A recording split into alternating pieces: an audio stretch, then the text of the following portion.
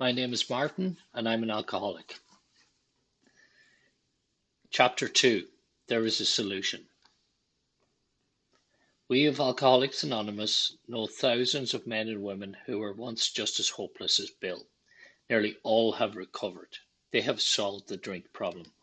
We are average Americans. All sections of this country and many of its occupations are represented, as well as many political, economic, social, and religious backgrounds. We are people who normally would not mix. But there exists among us a fellowship, a friendliness, and an understanding which is indescribably wonderful. We are like the passengers of a great liner the moment after rescue from shipwreck, when camaraderie, joyousness, and democracy pervade the vessel from steerage to captain's table. Unlike the feelings of the ship's passengers, however, our joy in escape from disaster does not subside as we go our individual ways. The feeling of having shared in a common peril is one element in the powerful cement which binds us, but that in itself would never have held us together as we are now joined. The tremendous fact for every one of us is that we have discovered a common solution. We have a way out on which we can absolutely agree and upon which we can join in brotherly and harmonious action. This is the great news this book carries to those who suffer from alcoholism. An illness of this sort, and we have come to believe it an illness, involves those about us in a way no other human sickness can. If a person has cancer, all are sorry for him and no one is angry or hurt. But not so with the alcoholic illness, for with it there goes annihilation of all the things worthwhile in life. It engulfs all whose lives touch the sufferers. It brings misunderstanding, fierce resentment, financial insecurity, disgusted friends and employers, warped lives of blameless children, sad wives and parents. Anyone can increase the list. We hope this volume will inform and comfort those who are or who may be affected. There are many. Highly competent psychiatrists who have dealt with us have found it sometimes impossible to persuade an alcoholic to discuss his situation without reserve. Strangely enough, wives, parents, and intimate friends usually find us even more unapproachable than do the psychiatrist and the doctor. But the ex-problem drinker who has found this solution, who is properly armed with facts about himself, can generally win the entire confidence of another alcoholic in a few hours. Until such an understanding is reached, little or nothing can be accomplished.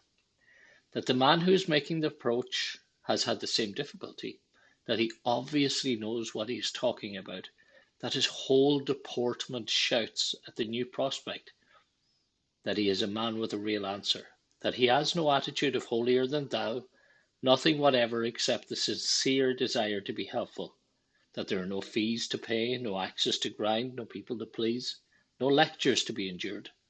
These are the conditions we have found most effective. After such an approach, many take up their beds and walk again. None of us make a sole vocation of this work, nor do we think its effectiveness would be increased if we did. We feel that elimination of our drinking is but a beginning. A much more important demonstration of our principles lies before us in our respective homes, occupations, and affairs. All of us spend much of our spare time in the sort of effort which we are going to describe. A few are fortunate enough to be so situated that they can give nearly all their time to the work.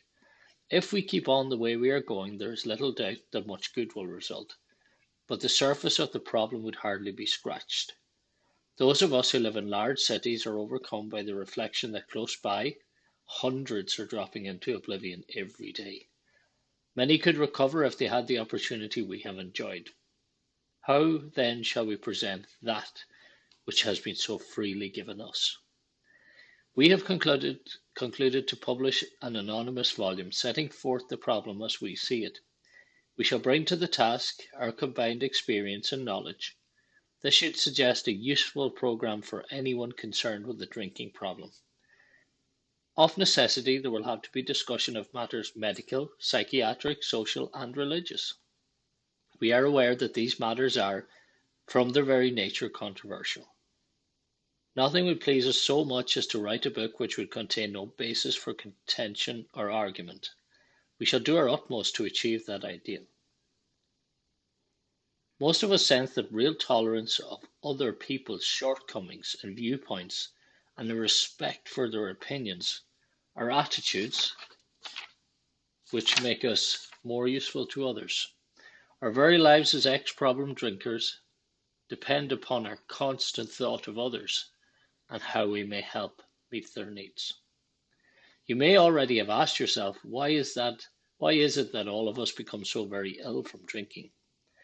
Doubtless you are curious to discover how and why, in the face of expert opinion to the contrary, we have recovered from a hopeless condition of mind and body. If you are an alcoholic who wants to get over it, you may already be asking, what do I have to do? It is the purpose of this book to answer such questions specifically. We shall tell you what we have done. Before going into a detailed discussion, it may be well to summarize some points as we see them. How many times people have said to us, I can take it or leave it alone. Why can't he? Why don't you drink it like a gentleman or quit? That fellow can't handle his liquor. Why don't you try beer and wine? Lay off the hard stuff. His willpower must be weak. He could stop if he wanted to. She's such a sweet girl. I should think he'd stop for her sake. The doctor told him that if he ever drank again, it would kill him. But there he is, all lit up again. Now these are commonplace observations on drinkers which we hear all the time. Back of them is a world of ignorance and misunderstanding. We see that these expressions refer to people whose reactions are very different from ours. Moderate drinkers have little trouble in giving up liquor entirely if they have good reason for it. They can take it or leave it alone. Then we have a certain type of hard drinker. He may have the habit badly enough to gradually impair him physically and mentally. It may cause him to die a few years before his time. If a sufficiently strong reason, ill health, falling in love, change of environment, or the warning of a doctor becomes operative, this man can also stop or moderate, although he may find it difficult and troublesome, and may even need medical attention. But what about the real alcoholic? He may start off as a moderate drinker. He may or may not become a continuous hard drinker, but at some stage of his drinking career, he begins to lose all control of his liquor consumption once he starts to drink. Here is the fellow who's been puzzling you, especially in his lack of control. He does absurd, incredible, tragic things while drinking. He is a real Dr. Jekyll and Mr. Hyde. He is seldom mildly intoxicated. He is always more or less insanely drunk. His disposition while drinking resembles his normal nature but little. He may be one of the finest fellows in the world. You let him drink for a day, and he frequently becomes disgustingly and even dangerously antisocial. He has a positive genius for getting tight at exactly the wrong moment, particularly when some important decision must be made or engagement kept. He is often perfectly sensible and well balanced concerning everything except liquor. But in that respect, he is incredibly dishonest and selfish. He often possesses special abilities, skills, and aptitudes and has a promising career ahead of him. He uses his gifts to build up a bright outlook for his family and himself, and then pulls the structure down on his head by a senseless series of sprees. He is the fellow who goes to bed so intoxicated he ought to sleep the clock around. Yet early next morning he searches madly for the bottle he misplaced the night before. If he can afford it, he may have liquor concealed all over his house to be certain no one gets his entire supply away from him to throw down the waste pipe. As matters grow worse, he begins to use a combination of high-powered sedative and liquor to quiet his nerves so he can go to work. Then comes the day when he simply cannot make it and gets drunk all over again. Perhaps he goes to a doctor who gives him morphine or some sedative with which to taper off. Then he begins to appear at hospitals and sanitariums. This is by no means a comprehensive picture of the true alcoholic, as our behavior patterns vary, but this description should identify him roughly. Why does he behave like this? If hundreds of experiences have shown him that one drink means another debacle with all its attendant suffering and humiliation, why is it he takes that one drink? Why can't he stay on the water wagon? What has become of the common sense and willpower that he still sometimes displays with respect to other matters? Perhaps there never will be a full answer to these questions. Opinions vary considerably as to why the alcoholic reacts differently from normal people. We are not sure why. Once a certain point is reached, little can be done for him. We cannot answer the riddle. We know that while the alcoholic keeps away from drink, as he may do for months or years, he reacts much like other men. We are equally positive that once he takes any alcohol whatever into his system, something happens, both in the bodily and mental sense, which makes it virtually impossible for him to stop. The experience of any alcoholic will abundantly confirm this. These observations would be academic and pointless if our friend never took the first drink, thereby setting this terrible cycle in motion. Therefore, the main problem of the alcoholic centers in his mind rather than in his body. If you ask him why he started on that last bender, the chances are he will offer you any one of 100 alibis. Sometimes these excuses have a certain plausibility, but none of them really make sense in the light of the havoc an alcoholic's drinking bout creates. They sound like the philosophy of the man who, having a headache, beats himself on the head with a hammer so that he can't feel the ache. If you draw this fallacious reasoning to the attention of an alcoholic, he will laugh it off or become irritated and refuse to talk. Once in a while, he may tell you the truth, and the truth, strange to say, is usually that he has no more idea why he took that first drink than you have. Some drinkers have excuses with which they are satisfied part of the time, but in their hearts they really do not know why they do it. Once this malady has a real hold, they are a baffled lot. There is the obsession that somehow, someday, they will beat the game. But they often suspect they are down for the count. How true this is, few realize. In a vague way, their families and friends sense that these drinkers are abnormal, but everybody hopefully awaits the day when the sufferer will rouse himself from his lethargy and assert his power of will. The tragic truth is that if the man be a real alcoholic, the happy day may not arrive. He has lost control.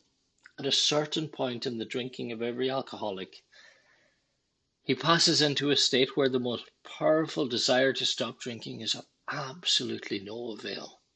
This tragic situation has already arrived in practically every case long before it is suspected. The fact is that most alcoholics, for reasons yet obscure, have lost the power of choice in drink.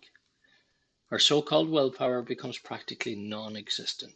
We are unable at certain times to bring into our consciousness with sufficient force the memory of the suffering and humiliation of even a week or a month ago. We are without defense against the first drink.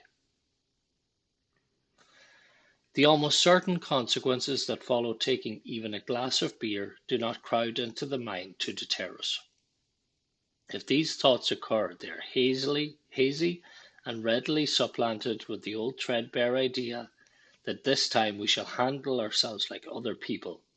There's a complete failure of the kind of defense that keeps one from putting his hand on a hot stove. The alcoholic may say to himself in the most casual way, "It won't burn me this time, so here's how." Or perhaps he doesn't think at all. How often have some of us begun to drink in this nonchalant way, and after the third or fourth pounded on the bar and said to ourselves, "For God's sake, how did I ever get started again?" Only to have that thought supplanted by, "Well, I'll stop with the sixth drink," or "What's the use anyhow?" When this sort of thinking is fully established in an individual with alcoholic tendencies, he has probably placed himself beyond human aid, and unless locked up may die or go permanently insane. These stark and ugly facts have been confirmed by legions of alcoholics throughout history, but for the grace of God, there would have been thousands more convincing demonstrations. So many want to stop but cannot. There is a solution. Almost none of us like the self-searching, the leveling of our pride, the confession of shortcomings, which the process requires for successful consummation. But we saw that it really worked in others, and we had come to believe in the hopelessness and futility of life as we had been living it. When therefore we were approached by those in whom the problem had been solved, there was nothing left for us but to pick up the simple kit of spiritual tools laid at our feet. We have found much of heaven, and we have been rocketed into a fourth dimension of existence of which we had not even dreamed. The great fact is just this, and nothing less, that we have had deep and effective spiritual experiences which have revolutionized our whole attitude toward life, toward our fellows, and toward God's universe. The central fact of our lives today is the absolute certainty that our Creator has entered into our hearts and lives in a way which is indeed miraculous. He has commenced to accomplish those things for us which we could never do by ourselves. If you are as seriously alcoholic as we were, we believe there is no middle of the road solution. We were in a position where life was becoming impossible. And if we had passed into the region from which there is no return through human aid, we had but two alternatives. One was to go on to the bitter end, blotting out the consciousness of our intolerable situation as best we could, and the other, to accept spiritual help. This we did because we honestly wanted to, and were willing to make the effort. A certain American businessman had ability, good sense, and high character. For years he had floundered from one sanitarium to another. He had consulted the best-known American psychiatrists. Then he had gone to Europe, placing himself in the care of his celebrated physician, the psychiatrist Dr. Young, who prescribed for him. Though experience had made him skeptical, he finished his treatment with unusual confidence. His physical and mental condition were unusually good. Above all, he believed he had acquired such a profound knowledge of the inner workings of his mind and its hidden springs that relapse was unthinkable. Nevertheless, he was drunk in a short time. More baffling still, he could give himself no satisfactory explanation for his fall. So he returned to this doctor whom he admired and asked him point blank why he could not recover. He wished above all things to regain self-control. He seemed quite rational and well balanced with respect to other problems, yet he had no control whatever over alcohol. Why was this? He begged the doctor to tell him the whole truth, and he got it. In the doctor's judgment, he was utterly hopeless. He could never regain his position in society, and he would have to place himself under lock and key or hire a bodyguard if he expected to live long. That was a great physician's opinion. But this man still lives and is a free man. He does not need a bodyguard, nor is he confined. He can go anywhere on this earth where other free men may go without disaster, provided he remains willing to maintain a certain simple attitude. Some of our alcoholic readers may think they can do without spiritual help. Let us tell you the rest of the conversation our friend had with his doctor. The doctor said, "You have the mind of a chronic alcoholic. I've never seen one single case recover where that state of mind existed to the extent that it does in you." Our friend felt as though the gates of hell had closed on him with a clang. He said to the doctor, "Is there no exception?" "Yes," replied the doctor, "there is. Exceptions to cases such as yours have been occurring since early times. Here and there, once in a while, alcoholics have had what are called vital spiritual experiences. To me, these occurrences are phenomena. They appear to be in the nature of huge emotional displacements and rearrangements. Ideas, emotions, and attitudes, which were once the guiding forces of the lives of these men, are suddenly cast to one side, and a completely new set of conceptions and motives begin to dominate them. In fact, I've been trying to produce some such emotional rearrangement within you. With many individuals, the methods which I employed are successful, but I have never been successful with an alcoholic of your description. Upon hearing this, our friend was somewhat relieved, for he reflected that after all he was a good church member. This hope, however, was destroyed by the doctors telling him that while his religious convictions were very good, in his case they did not spell the necessary vital spiritual experience. Here was the terrible dilemma in which our friend found himself when he had the extraordinary experience, which, as we have already told you, made him a free man. We, in our turn, sought the same escape with all the desperation of drowning men. What seemed at first a flimsy reed has proved to be the loving and powerful hand of God. A new life has been given us, or, if you prefer, a design for living that really works. The distinguished American psychologist William James, in his book Varieties of Religious Experience, indicates a multitude of ways in which men have discovered God.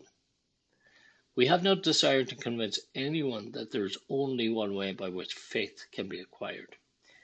If what we have learned and felt and seen means anything at all, it means that all of us, whatever our race, creed, or colour, are the children of a loving Creator, with whom we may form a relationship upon simple and understandable terms, as soon as we are willing and honest enough to try. Those having religious affiliations will find here nothing disturbing to their beliefs or ceremonies. There is no friction among us over such matters. We think it no concern of ours what religious bodies our members identify themselves with as individuals. This should be an entirely personal affair which each one decides for himself in the light of past associations or his present choice. Not all of us join religious bodies, but most of us favour such memberships. In the following chapter there appears an explanation of alcoholism, as we understand it, then a chapter addressed to the agnostic. Many who once were in this class are now among our members. Surprisingly enough, we find such convictions no great obstacle to a spiritual experience. Further on, clear-cut directions are given showing how we recovered. These are followed by 42 personal experiences. Each individual in the personal stories describes, in his own language and from his own point of view, the way he established his relationship with God. These give a fair cross-section of our membership and a clear-cut idea of what has actually happened in their lives. We hope no one will consider these self-revealing accounts in bad taste. Our hope is that many alcoholic men and women, desperately in need, will see these pages, and we believe that it is only by fully disclosing ourselves and our problems that they will be persuaded to say, yes, I am one of them too. I must have this thing. Thank you very much.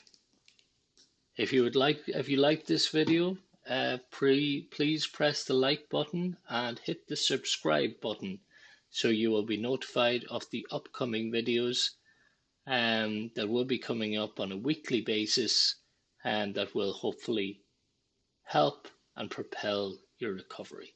Have a good day.